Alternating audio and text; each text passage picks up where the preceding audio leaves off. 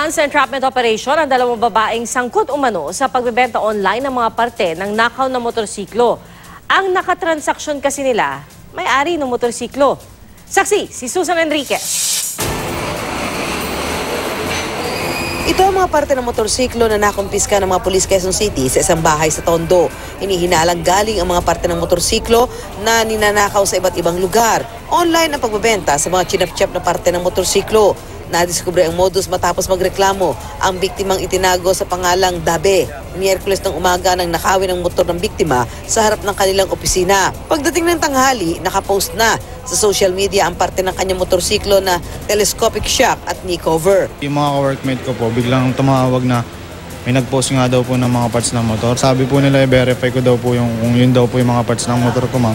Tapos nung binyo ko yung mga picture, ma'am, yun na nga po, nakita ko po yung mga palatandaan ng mga sa motor ko, ma'am. Nakipagtransaksyon online ng biktima at na magkasundo sa presyuhan, nagsumbong na siya sa pulis kaya agad ikinasa ang entrapment operation. Arestado ang suspect na sina Christine Buluran at Camille Buluran. Sila rin ang nagturo sa bahay kung saan nakuha ang mga parte ng hinihinalang nakaw ng mga motorsiklo. Bakit nasa inyo? Wala, hindi naman po namin alam. Kami lang po yung nakipag-meet eh.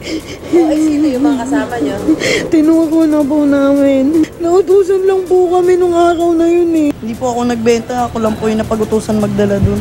Gawain na raw talaga ngayon ng mga magnanakaw ang pag-chop-chop ng motorsiklo at pagbebenta ng mga piyesa nito online.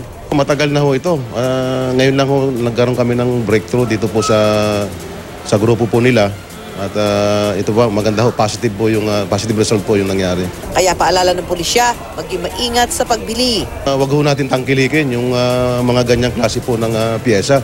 Kasi ho, marami pong nabibiktima po yung mga kababayan po natin na alam po natin na hinuhulog-hulugan pa ho nila yan. Then yun nga ho, mawawala.